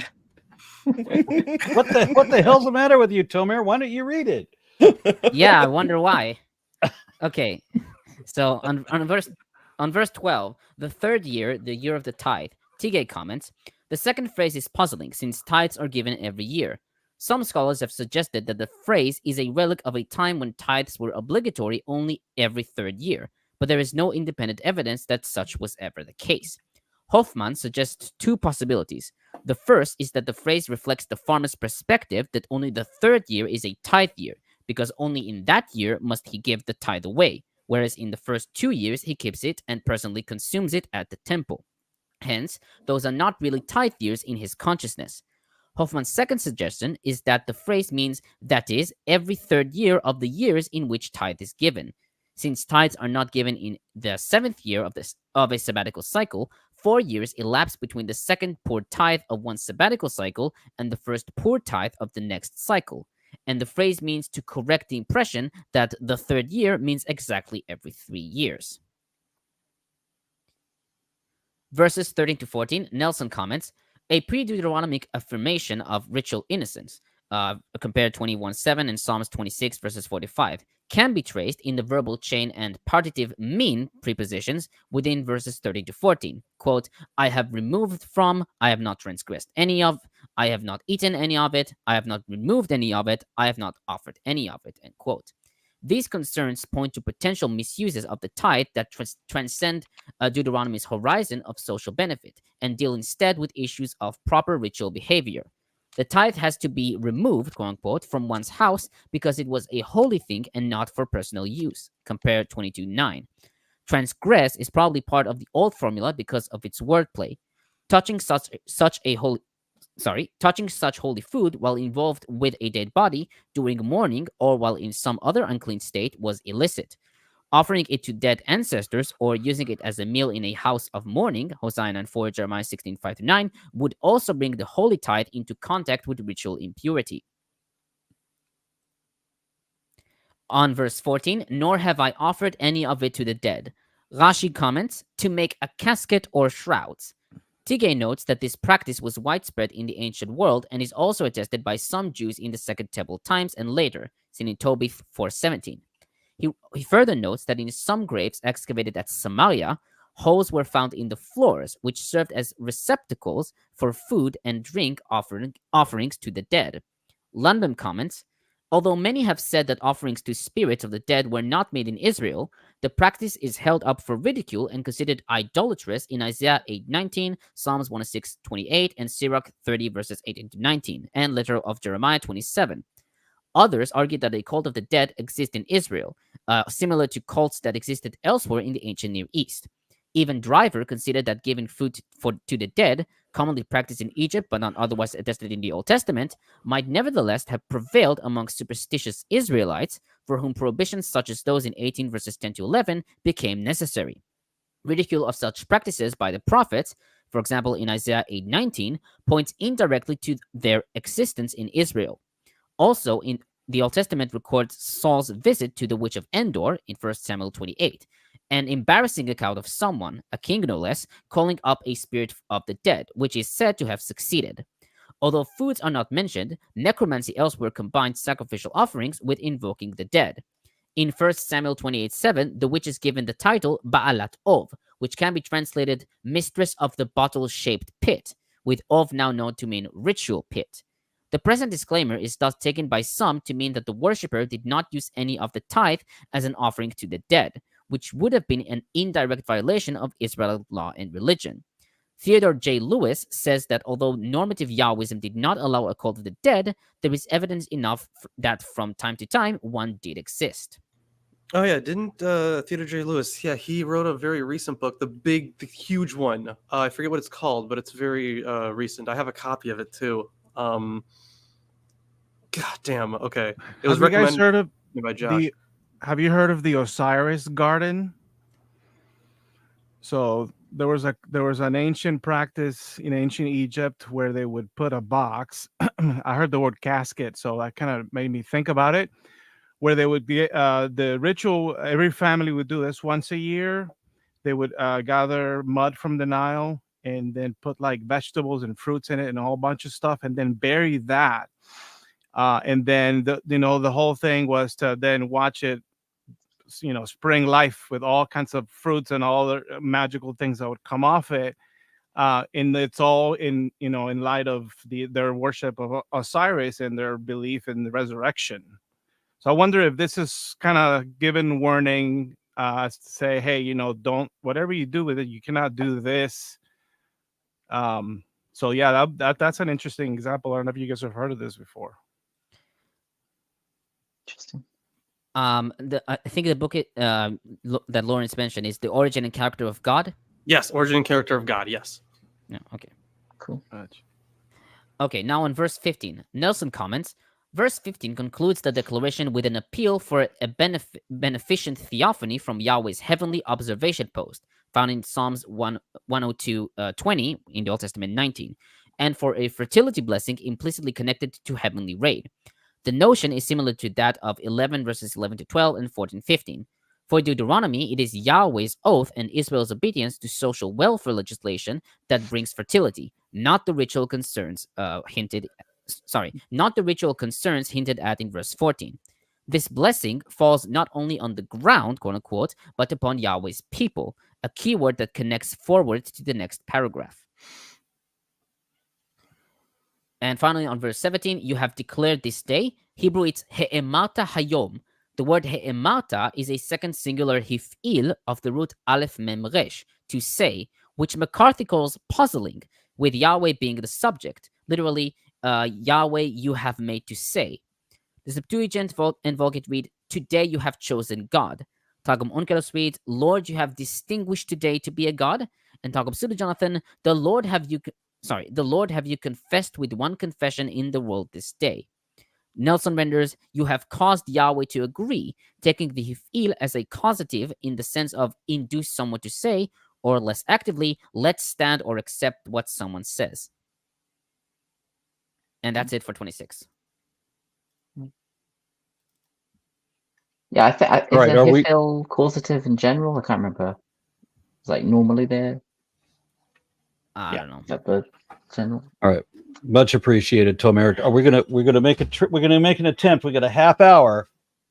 You think I we can believe in stab out us. this? Yep. I can All right, read but if it's you not want. a long chapter, so I'm gonna try to dive into it unless somebody else sure. wants to read. Anybody else want to read? I can. Really, you're gonna read this and comment on it? I can. Okay, go for I it. could do it. Yeah. Okay. On verse 27, I'm reading from the JPS version. Moses right. and the elders of Israel charged the people, saying, observe all the instruction that I enjoin upon you this day. As soon as you have crossed the Jordan into the land that the Lord your God has given you, you shall set up large stones, coat them with plaster, and inscribe upon them all the words of this teaching. When you cross over to enter the land that the Lord your God is giving you, a land flowing with milk and honey, as the Lord, the God of your fathers, promised you. Upon crossing the Jordan, you shall set up these stones, about which I charge you this day, on Mount Ebal, and coat them with plaster. There too you shall build an altar to the Lord your God, an altar of stones. Do not wield an iron tool over them. You must build the altar of the Lord your God of unhewn stones. You shall offer on it burnt offerings to the Lord your God, and you shall sacrifice their offerings of well-being and eat them, rejoicing before the Lord your God. And on those stones you shall inscribe every word of this teaching most distinctly. Moses and the Levitical priests spoke to all Israel, saying, silence, hear, O Israel. Today you have become the people of the Lord your God. Heed the Lord your God and observe his commandments and his laws, which I enjoin upon you this day. Thereupon Moses charged the people, saying, after you have crossed the Jordan and followed, the following shall stand on Mount Gerizim when the blessing for the people is spoken. Simeon, Levi, Judah, Issachar, Joseph, and Benjamin. And for the curse, the following shall stand on Mount Ebal. Reuben, Gad, Asher, Zebulun, Dan, and Naphtali. The Levites shall then proclaim in a loud voice to all the people of Israel, cursed be anyone who makes a sculptured or molten image, abhorred by the Lord, a craftsman's handiwork, and sets it up in secret. And all the people shall respond, Amen. Cursed be he who insults his father or mother, and all the people shall say, Amen. Cursed be he who moves his fellow's countryman's landmark, and all the people shall say, Amen.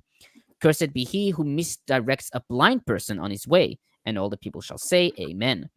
Cursed be he who subverts the rights of the stranger, the fatherless, and the widow, and all the people shall say, Amen.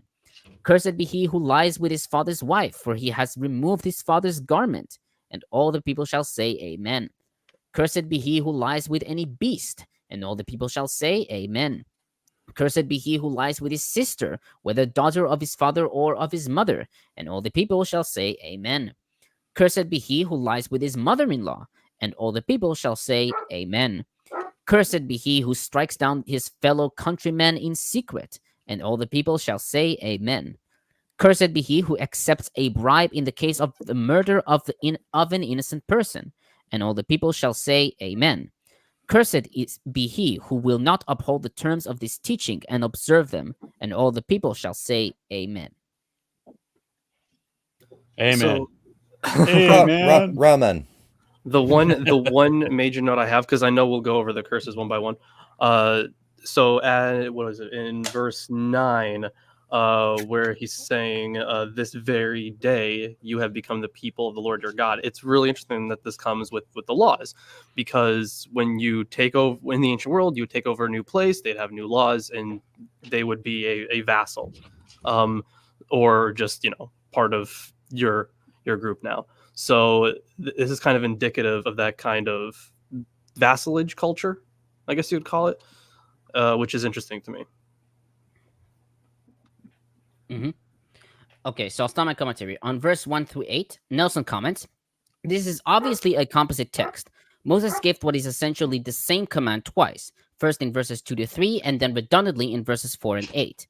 The first instance, verses 2 to 3, is more Deuteronomic in language, and the stones are set up on the very day of crossing. This might suggest a site somewhere near the Jordan rather than Shechem. The second formulation, verses 4 and 8, mention Mount Ebal explicitly, a site too far from the Jordan to reach on the day you cross.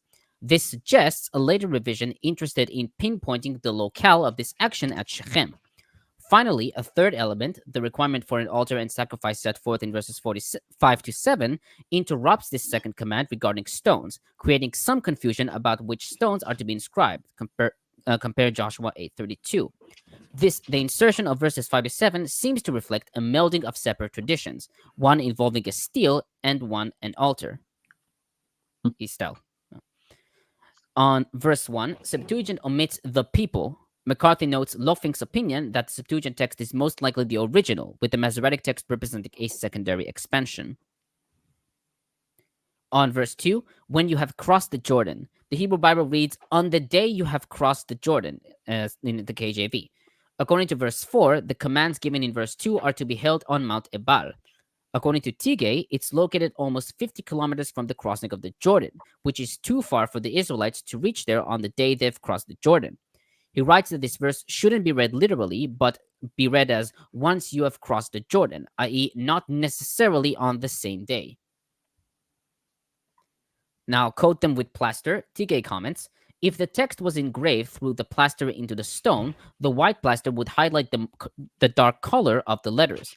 Another possibility is that the plaster served as a clean surface for writing in ink or paint. Writing over plaster was common in Egypt, where even outdoor inscriptions would last a long time because rain is infrequent.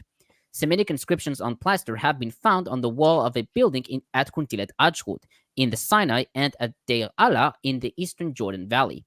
If Deuteronomy means that the text should be written over plaster, then the writing would eventually be washed away by rain, since the text does not require that a structure be built over the steles.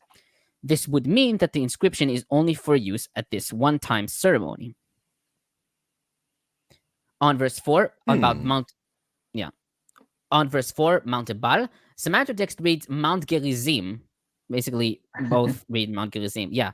Opinions have differed whether the original text read Ebal or Gerizim. Tigay and Nelson prefer the former reading, with Tigay writing that if a Jewish scribe erased Mount Gerizim from verse 4, he would have done so too in verse 13, or would have switched it with Mount Ebal in verse 13, so that the curse and not the blessing will be said in Mount Gerizim. Lundbom notes Driver's opinion that Gerizim was an arbitrary alteration on the part of the Samaritan text. On the other hand, McCarthy and Eisfeld, in the words of Lundbom, prefer the Gerizim reading. Eisfeld writes that it is more probable that Ebal here and in Joshua 8:30 represents an anti-Samaritan polemic on the part of Jews. McCarthy notes the opinions of scholars such as Immanuel Tov, Georg Braulik, and Lofink that the Samaritan text was the original reading. She also notes that Ishodat of Merv, who lived circa 850 CE, was aware of the Samaritan tradition. She concludes that the Samaritan text represents an earlier, possibly non-sectarian text, and that the Masoretic here and in Joshua 8:30 reflects a very early scribal emendation, which would have taken place before the Septuagint's translation of both books. On verse 5, we got a comment. Matt White says that for the Hebrew speakers on the panel, can you confirm amen equals does not equal so be it, but rather amen equals I trust? I mean, More we just accurate, I think. I mean, the Perhaps, word, yeah, maybe derives from emunah, which means to have faith, to yeah, trust. yeah, So trust. Yeah, yeah, faith. perhaps it's more like this. Okay, Okay. so on verse 5, do not use any iron tool on them. Tigay comments, the reason for the prohibition is uncertain. Mishnah Midot 3:4 explains that, quote, iron was created to shorten man's days, i.e. through its use in weapons, while the altar was created to lengthen man's days, i.e. by means of sacrifice. What shortens may not rightly be lifted up against what lengthens, end quote. Some modern scholars like Louis Hugh Vincent, noting that other ancient religions sometimes prohibit the use of iron in connection with religious ceremonies, maintain that this reflects a belief in the displeasure of the gods towards innovations such as iron. However, verse 6 indicates that the stones must be uncut no matter what the tool is made of. Similarly, Exodus 20:22 explains that cutting the stones with a cherev, blade, in other words, any kind of cutting tool, defiles them. Apparently, our verse says iron instead of blade, because by the time of Deuteronomy, iron was widely used for cutting tools, and the word had acquired that meaning. Rashbam on Exodus 20:21 suggests that the prohibition on cutting the stones is to preclude the temptation to carve images on them.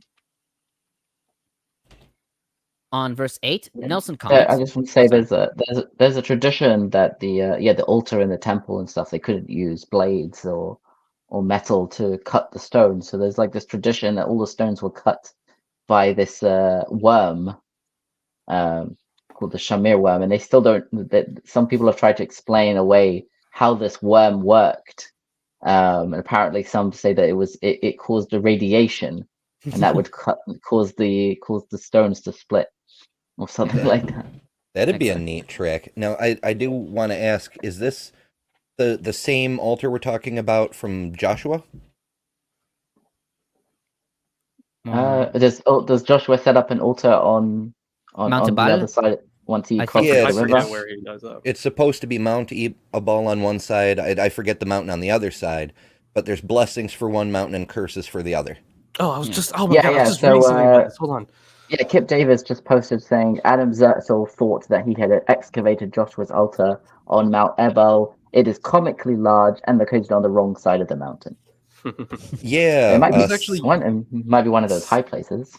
This Scott was Stripling went back there, and supposedly he found a cursed tablet, which was a folded sheet of lead that he claims, and this was actually published by Springer rather than just like random articles.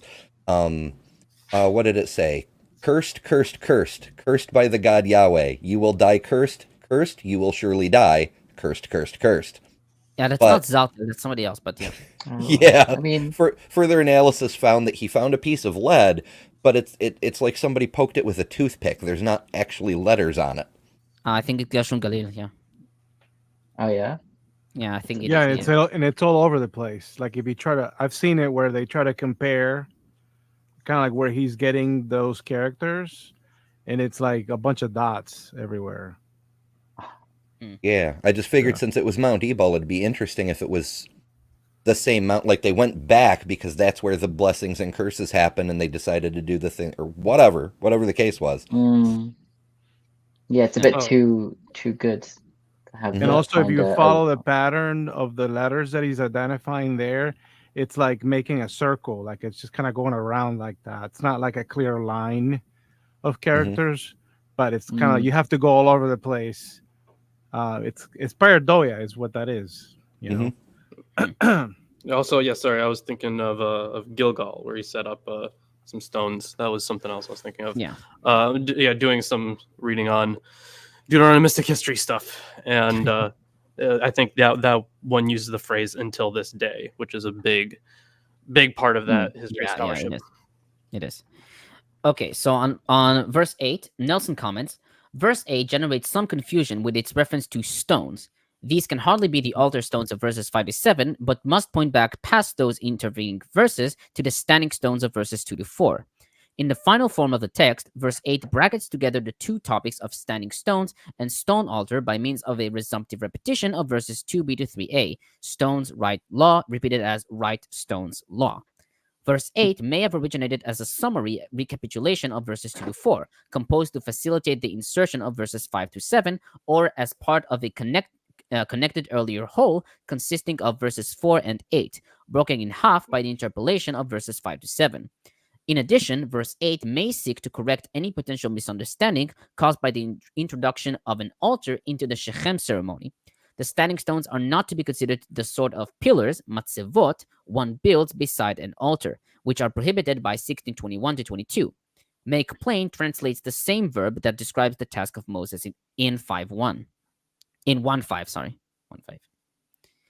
And Rashi, based on Talmud Seder 32a and Targum Pseudo Jonathan, render very clearly as in 70 languages. Yeah. The idea that that there are 70 languages, 70 nations, was a thing, and that also like the judges of the leaders of the people would have to know all 70 languages and stuff like that. So I think it comes up in the Book of Esther as well. Like Mordecai is supposed to know all 70 languages. That's why he was able to understand the guards speaking, plotting. Mm-hmm. Now, on verse 9, Lundbom comments, according to this verse, also 26:18 and 29:12, 13 in the Old Testament, Israel becomes Yahweh's people on the present day in the plains of Moab. But Exodus 6, verses 6 to 7 seems to anticipate Israel becoming Yahweh's people in the Exodus, compared to Deuteronomy 4:20 and 34. Or perhaps it was at Horeb when the covenant was made and the law given, Exodus 19, verses 3 to 6. It could have occurred earlier. Brever Child states, quote, Exodus 1 marks the transition from the sons of Jacob to the people of Israel, end quote. Going on to say that throughout the struggle preceding the Exodus, the people of Yahweh, quote unquote, are set in opposition to the people of Pharaoh, Exodus 12:31. Rashi takes this day to mean every day. Every day it should appear to Israel that it has entered on that very day into covenant with Yahweh. On the word be silent in that same verse, Hebrew hasket, the root samech chavtet, is a samech chavtat is a hapax. We find cognates in Akkadian sakatu and Arabic sakata, which both mean be silent. Sforno reads it, illustrate the concepts for you in your mind, based on Amos 5:26, where he interprets the name sikut as image. Which verse is this? 9. Still there. Yeah. Verses 12 to 13. Verses 12 to 13, Tigay notes that in these verses, 6 tribes are to stand on Mount Gerizim to pronounce the blessing, and the other 6 on Mount Ebal for the curse. However, Joshua 8:33 states, quote, all Israel stood on either side of the ark, facing the Levitical priests who carried the ark. Half of them faced Mount Gerizim, and half of them faced Mount Ebal, in order to bless the people of Israel, end quote. He notes that traditional commentators who assumed that verses 40 to 26 talk about the same ceremony thought that the Levites recited the blessings and curses. He writes, however, that it's unlikely that verses 40 to 26 are part of the same ritual as verses 12 to 13. He writes, the blessings and curses called for in verses 12 to 13 are of the type found in chapter 28. Indeed, chapter 28, minus Moses' references to himself, could have served as the text of the ceremony, as Ibn Ezra proposed. Another possibility is that only the 6 brief blessings and 6 brief curses, 28, 3 to 6, and 16:19, were recited. The 6 tribes that proclaim blessing recited verse 1, and the 6 brief blessings, perhaps each one recited by a separate tribe, then the other 6 tribes recited verse 15, and the 6 brief curses in the same manner. Mm-hmm. As for the division of the tribes, Lundbom comments, the tribes chosen to bless are all sons of Jacob's wives, Leah and Rachel, who Luther said were more important than the others. The tribes chosen to curse are, with 2 exceptions, sons of Jacob's concubines, Zilpah and Bilhah. The 2 exceptions are Reuben, Leah's eldest, who forfeited his birthright due to an incestuous act with Bilhah, Genesis 35:22 and 49:4, and Zebulun, who was Leah's youngest. It has also been suggested by Tigay that the tribes are divided on the basis of geography, which is less convincing because then Judah and the southern tribes would be favored on the Mount of Blessing, a circumstance unlikely in a book and chapter said to have a northern provenance. Now, on verses 14 to 26, Weinfeld notes that the commonality between the curses is that they all relate to transgressions done in secrecy, i.e., transgressions that the public cannot respond to and punish the transgressors. The assembly feels like it might be punished by the presence of criminals inside it. It can escape such criminals and thus escape punishment by removing them from the assembly using a curse which is heard in a binding ceremony. Now, on verse 15, cursed is anyone. In Hebrew, arur ha'ish, and Lundbom comments, Hebrew arur, cursed, can denote either the imprecation that misfortune be visited upon someone or something, or else the misfortune that comes in response to an imprecation. Although curses come ultimately from God, the Bible does not invoke the name of the deity in a curse, as Mesopotamian curses do. The power of the curse derives from the power of the words expressing it. Thus, a curse once spoken becomes self-fulfilling. On verse 17, this verse repeats 1914 and violates the 8th commandment, you shall not steal. As noted in 1914, boundary stones were sometimes carved with curses from the gods upon those who move or destroys them. Verse 18, this verse is similar to Leviticus 19:14. Tigay notes that an Egyptian wisdom literature reads, do not laugh at a blind man or tease a dwarf, nor injure the affairs of the lame. He further writes, post-biblical authorities interpreted this principle more broadly. Combining this injunction with that in Leviticus, Josephus in Antiquities 4:276 paraphrases, quote, one must point out the road to those who are ignorant of it, and not, for the pleasure of laughing oneself, impede another's business by misleading him, end quote. Halakhic exegesis, like the Book of Education 240, took the prohibition to include misleading uninformed people with incorrect information or bad advice, or abetting sinners and criminals who are blinded by their desires. On verse 19, Weinfeld writes that this verse originally included just the stranger, with the orphan and the widow, a common Deuteronomic phrase, added later. Nelson, however, writes that although verse 19 sounds Deuteronomic, this triad appears in the Covenant Code, seen in Exodus 22, 20-21, which is 21-22 in the Old Testament. Now, 20-23, Tigay comments, these four anathemas cover the sexual crimes of incest and bestiality. They are forbidden in Exodus 22:18, Leviticus 18:6-23, 20:10-21, and Deuteronomy 23:1, and with some exceptions in other ancient Near Eastern laws. The absence of adultery here is in keeping with the hard-to-detect character of the crimes listed.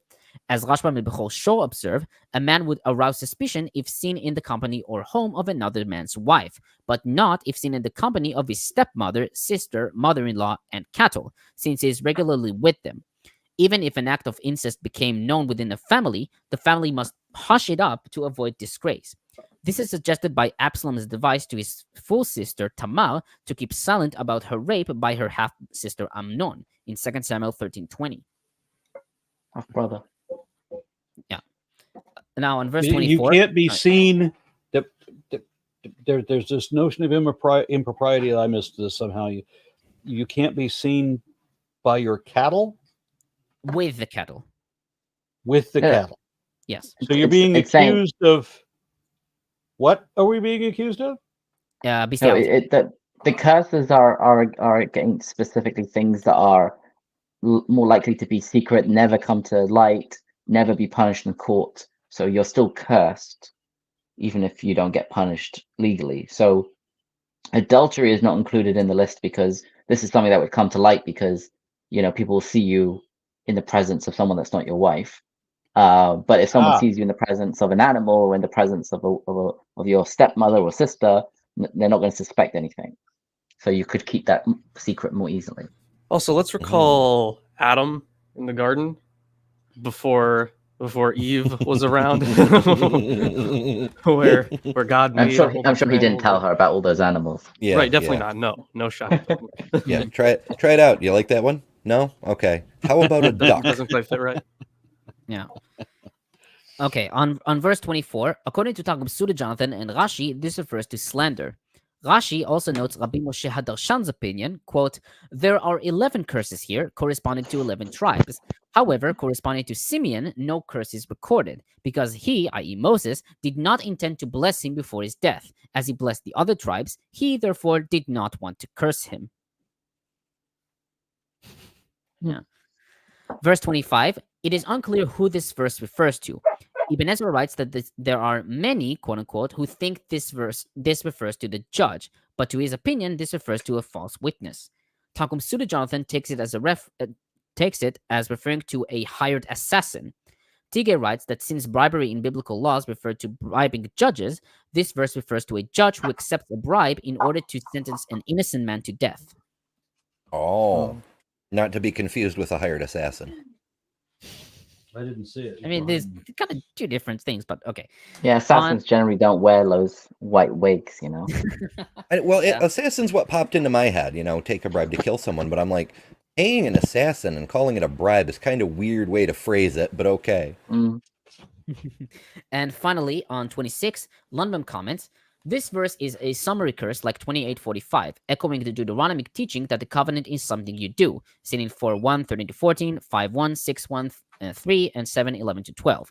Compare the summary curses in the epilogue of the Hammurabi Code, also at the end of the 8th century Sephira treatise, where the concern is expressed that someone might alter words of the text. Summary curses appear also in the Hittite and Assyrian treaties, where the suzerain is keen to warn his vassal about the consequences of rebellion. In the present verse, the verb kum in the H stem means cause to stand up, confirm, perform, seen in 1 Samuel 15:11 and 13, 2 Kings 23:3 and 24, and Jeremiah 35:14. If the words of this law or teaching originally referred only to the prior 11 curses, in the present context, they take in the entire Deuteronomic law, according to Driver. Paul, quoting this verse in Galatians 3:10, expands its meaning even further to include the entire Old Testament law, according to Luther. And that's it for my commentary. Lovely. Thank you very much, Tomer. And I'm sorry I was a bit distracted by the upstart of the chat. That was just too funny. But we are going to have a conversation later on. And I've seen other people comment that we should not be distracted. I get it. Side chats are very distracting today. I had an incident earlier, but hopefully things are better. I don't know. Anyway, I found you the altar on Mount Ebal, the one that Kip said was comically large. I dare say. That's quite a lot of memorial stones you got set up there.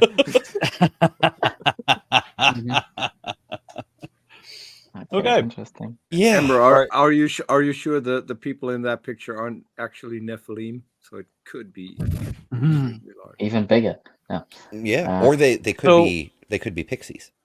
Because Tomer resumes his studies from after this point. This will be the last Tuesday show. We've been trying to pick up our pace and going through the Bible so that we wouldn't be on it as long as Lawrence has been.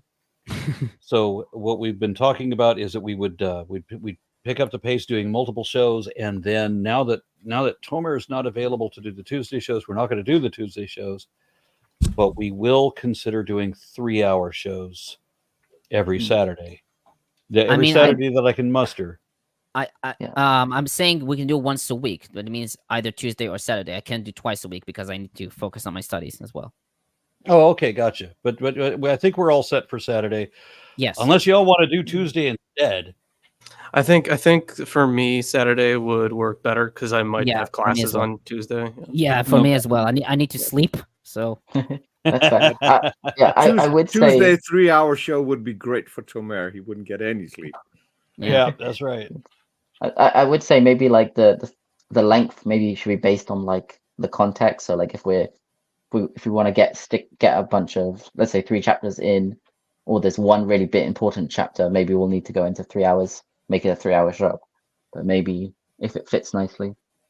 Yeah. I don't know. Well, and I'm good with that because we've been doing like an hour per chapter, which I think is strange. Why it takes so long.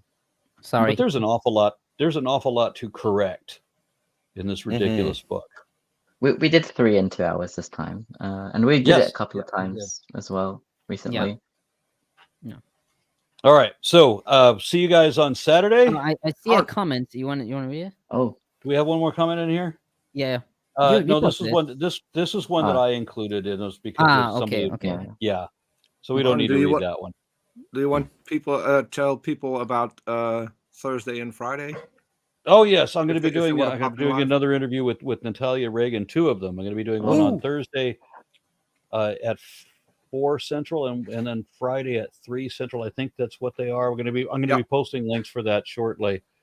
But we're going to be talking about a couple of different topics, and one of them I wish I could remember off the top of my head what both of them were, but one of them was how the U.S. and indeed large part of the world has done a descent into stupid, how we become idiocracy. That will be awesome. Yeah.